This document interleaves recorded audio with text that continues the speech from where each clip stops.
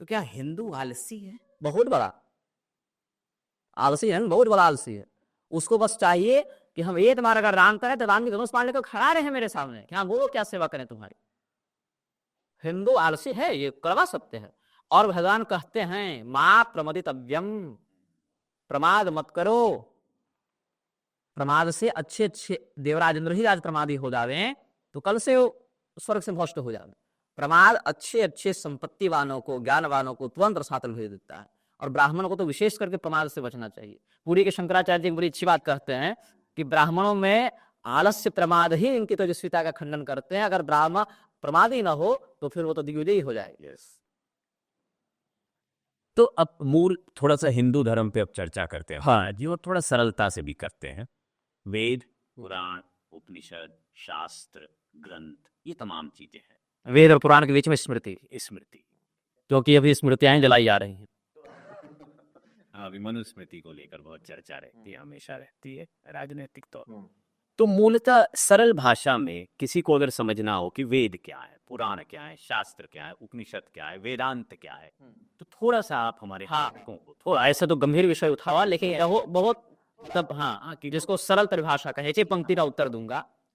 ऐसे शब्द समूह जिनको किसी ने लिखा नहीं, सोचकर बनाया नहीं, जो अभी तो केवल जिनका अनुभव किया, इस सृष्टि की व्यवस्था का निर्धारण करने वाले ऐसे शब्द समूह जो परमात्मा के द्वारा सीधे उपदिष्ट किए गए, किंतु जिसको किसी ने बनाया नहीं, लिखा नहीं, वही वेद है। इनको निगम भी कहा जाता है। इनका पर्याय शब्द निगम है, श्रुति ही कहा जाता है। वेद, श्रुति, निगम ये सब पर्यायवाची शब्द हैं। तो हमारे यहाँ वेदों में दो विशेषता है।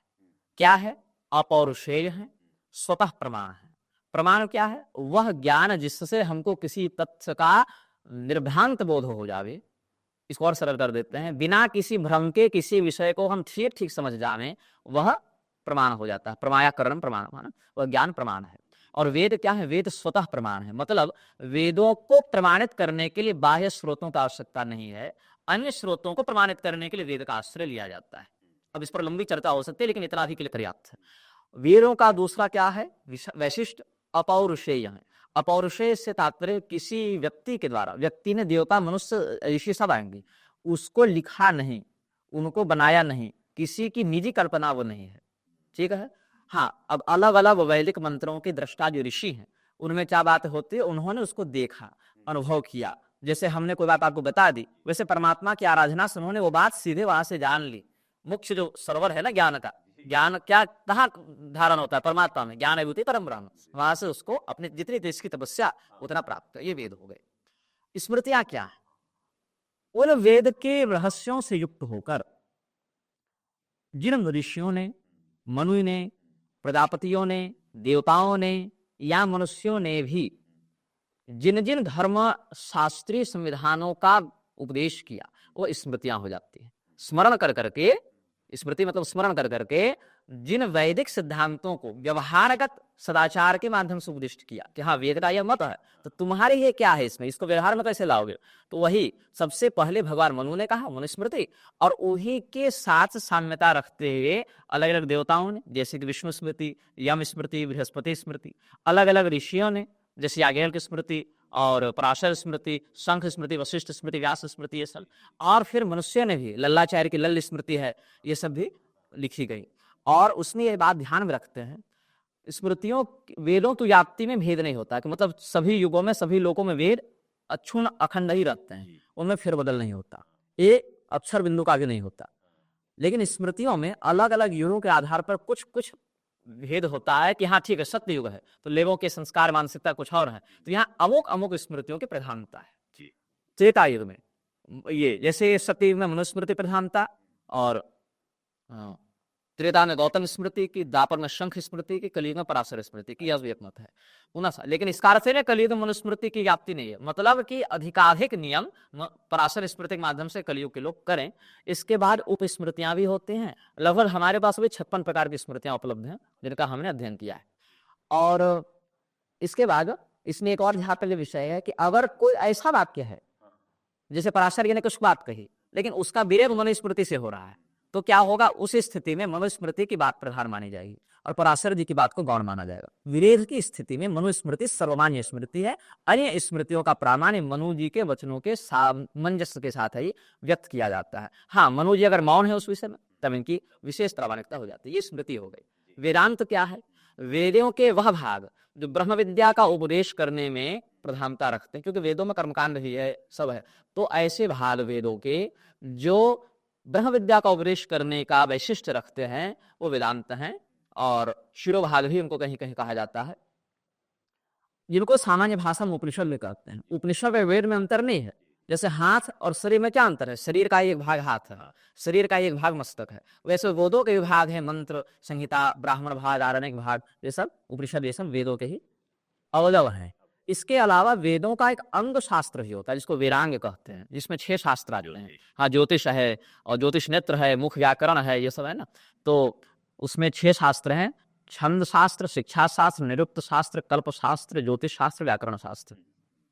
सब शास्त्रों की बात आती है। इसके अतिरिक्त अर्थशास्त्र, दर्शन शास्त्र, ये सभी शास्त्र ही कहलाते हैं।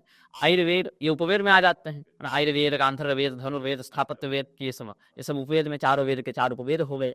और फिर दर्शनों आते हैं। दर्शन में 3 दर्शन: आस्तिक दर्शन, नास्तिक दर्शन और मिश्र दर्शन, जिनमें सामान्यतः आस्तिक नास्तिक ही मान लेते हैं। तो आस्तिक दर्शन में 6 हो गए, उधर नास्तिक में जैन बौद्ध 4 वाद, फिर अर्ह पक्षपात आजीविका भी आ जाते थे। तो आस्तिक दर्शनों में न्याय, वैशेषिक, सांख्य, योग, पूर्व मीमांसा, उत्तर मीमांसा। तो उत्तर मीमांसा को वेदांत वैशम भी कहते हैं। पूर्व मीमांसा को जो है सो जो याज्ञिक दर्शन जो कर्म सिद्धांत से लेकर चलते हैं, जैमिनीय दर्शन, ये सब भी कहते हैं। तो ये दर्शन शास्त्र हो गए। पुराण की बात है। अब पुराण क्या है? वेद व्यास जी के द्वारा लिखे गए ऐसे शब्द समूह, ये ऋषि हो गए भी, ऐसे शब्द समूह जिनमें 5 लक्षण प्राप्त होते हैं, वो पुराण है। तो ये 5 लक्षण क्या है? सर्गश्च प्रतिसर्गश्च वंशो मर्मंतरानि च वंशांत विगम चैव पुराण 5 लक्षण। सर्ग मतलब ये सृष्टि सबसे पहले कैसे बनी, मतलब उस अव्यक्त परमात्मा ने अपने आप को किसी रूप में तो अभिव्यक्त किया होगा, किसी रूप में तो वह मेरे को सब हुए होंगे, निराकार साकार हुए होंगे। उसकी प्रणाली जो है वो सर्ग है। पुनः फिर यह सृष्टि आगे कैसे बढ़ी, इसको प्रतिसर्ग कहते हैं। जैसे प्रजापति हुए, देवता हुए, मनुष्य हुए, पशु पक्षी हुए, कीड़े मकोड़े सब हुए, प्रतिसर्ग हुआ। फिर वंश, देवताओं का वंश, ऋषियों का वंश, राजाओं का वंश, ये सब हो गया, ये वंश हो गया, इसका वर्णन। मनवंतर काल विभाग, जैसे दिन रात हैं तो दिन रात मिला के वर्ष बनता है, वर्षों को मिलाकर युग बनते हैं और युगों को मिलाकर मनवंतर बनते हैं। तो एक मनवंतर में मनुष्यों के अनुसार देखें तो 30 करोड़ 84 लाख वर्ष होते हैं।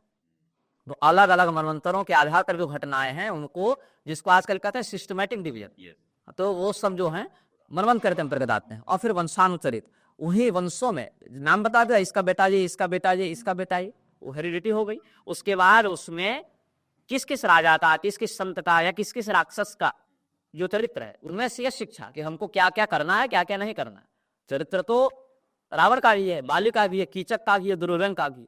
पता तो चले कि आखिर क्या अनुकरणीय है और क्या त्याज्य है, ये सब पुराने बताते हैं। यद्यपि भागवत महापुराण इत्यादि में 10 लक्षण भी हैं, लेकिन वो सब हम प्रवचन में कहते रहते हैं, वो बाहर का विषय है। ये पुराण हो गए। अब पुराण पौरुषेय है कि अपौरुषेय है, इस पर झगड़ा होता है। क्योंकि एक पक्ष यह कहता है कि पुराणों को वेदव्यास जी ने लिखा, इसीलिए वेदव्यास जी के पुत्र पुराण पौरुषेय है, किसी ने लिखा। ठीक है, ऋषि नहीं लिखा, लेकिन किसी ने लिखा। दूसरा पक्ष यह कहता है कि वेदव्यास जी ने पुराणों को कल्पना से तो लिखा नहीं, उनको कहीं से वो प्रेरणा स्रोत प्राप्त हुआ। मूल जैसे भागवत महापुराण ही लिखा तो चतुश्लोकी भागवत तो नारद जी से प्राप्त किया उन्होंने। देवी भागवत लिखा तो अर्धश्लोकी भागवत के आधार पर लिखा। हाँ, तो कहीं से कुछ तो मिले। वो अपने से उपन्यास तो लिख नहीं रहा, कहानी, नाटक, काव्य तो वैसा नहीं है कि मन से जोड़कर लिख दिया। वो तो शास्त्र कोटि का काव्य है, मनोरंजन वाला तो है नहीं। तो पुराण, मत्स्य पुराण के अनुसार ब्रह्मा जी के मुख से जब वेद तो मंत्र प्रकट हो रहे थे तो पुराण ही प्रकट हुए हैं साथ में। और पुराण सूत्र रूप में संक्षिप्त, जैसे 7 श्लोकों में गणेश पुराण, 4 श्लोकों में श्रीमद् भागवत, ये सब जो सिद्धांत वो प्रकट हुआ, उस सिद्धांत को हम समझ सकें, इसके लिए फिर वेदव्यास ने उतनी कथाओं का आश्रय लिया, उतना विस्तार किया उसको। तो वो बीज था, अपौरुषेय है, उसी को वृक्ष बनाया गया तो पौरुषेय